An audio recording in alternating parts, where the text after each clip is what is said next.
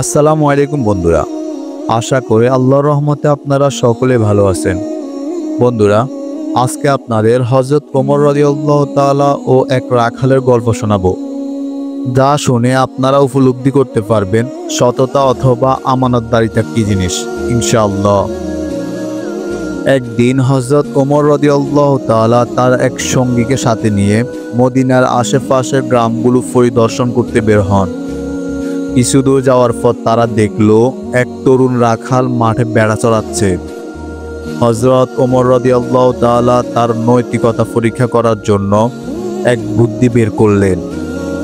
তিনি রাখালকে তার কাছে ডাকলেন এবং বললেন, আমি মুসাফির, ক্ষুধার্ত, আমাকে সামান্য দুধ দাও। তুমি চাইলে আমি তার জন্য মূল্য পরিশোধ করতেও রাজি। রাখাল বলল, জনাব, আমি আপনাকে দুধ অবশ্যই দিতাম, কিন্তু সমস্যা হলো এই বেড়াগুলো আমার নয়, আমার মালিকের সম্পদ। আমি কেবলমাত্র এখানে একজন রাখাল। আমি আমার মালিকের অনুমতি ব্যতীত আপনাকে দুধ দিতে পারবো না, এই অধিকার আমার নেই। কিন্তু হযরত ওমর রাদিয়াল্লাহু তাআলা আবারও বললেন, তোমাকে একটি কৌশল বলছি, তুমি যদি আমার কথা শোনো তাহলে তোমারই লাভ হবে। ছেলেটি বলল, কি কৌশল জনাব? তখন হযরত ওমর রাদিয়াল্লাহু তাআলা বললেন, তুমি আমার নিকট একটি বেড়া বিক্রি করো, আমি তোমাকে তার মূল্য পরিশোধ করে দিব। এতে করে আমার লাভ হবে এই যে আমি দুধ পান করতে পারবো, প্রয়োজন পড়লে জবাই করে বেড়ার গোশত খেতে পারবো। আর তোমার লাভ হলো তুমি নগদ টাকা পাবে। বেড়ার মালিক যদি জিজ্ঞেস করে বলবে বেড়াটিকে বাঘে খেয়ে ফেলেছে।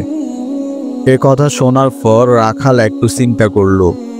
এরপর তার চোখে ভয় ও ঈমানের এক অদ্ভুত দীপ্তি ফুটে উঠল।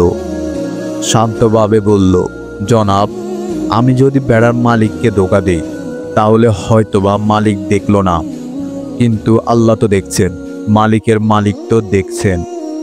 এ কথাটি শুনে হযরত ওমর রাদিয়াল্লাহু তাআলা স্তব্ধ হয়ে গেলেন।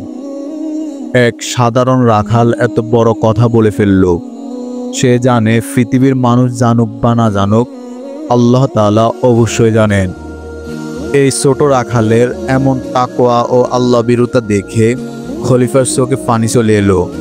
হযরত ওমর রাদিয়াল্লাহু তাআলা বুঝতে পারলেন এই রাখালের সততা ও আমানতের প্রতি বিশ্বস্ততা তাকে অনেক বড় কিছু অর্জন করাবে। তিনি তার সঙ্গীকে বললেন, এই যুবককে তার মালিক থেকে কিনে মুক্ত করে দাও, এরপর আমি তার জন্য সম্মানজনক রিজিকের ব্যবস্থা করব। এই রাখাল তার সততার কারণে কেবল নিজের ঈমানকে দৃঢ় করলেন না, বরং দুনিয়াতেও তার জন্য এক মহৎ পুরস্কার নির্ধারিত হলো। এই ছোট্ট গল্পটি আমাদের জীবনে একটি গুরুত্বপূর্ণ শিক্ষা দেয় যে সততা ও আল্লাহভীতি একজন মানুষকে বড় ও সম্মানিত করে তোলে। দুনিয়ার যে কোনো পরীক্ষায় আমরা যদি আল্লাহ তাআলার সন্তুষ্টির কথা আগে ভাবি, তাহলে তিনি আমাদের উত্তম প্রতিদান দান করবেন। এমন অসাধারণ গল্পগুলো আমাদের জীবনকে সঠিক পথে পরিচালিত করতে সাহায্য করে। আসুন আমরা সবাই এই শিক্ষা গ্রহণ করি এবং আমাদের জীবনে সততা ও বিশ্বস্ততার আদর্শকে বাস্তবায়ন করি। আল্লাহ তাআলা আমাদের এই গুণগুলো অর্জন করার তৌফিক দান করুক। আমিন।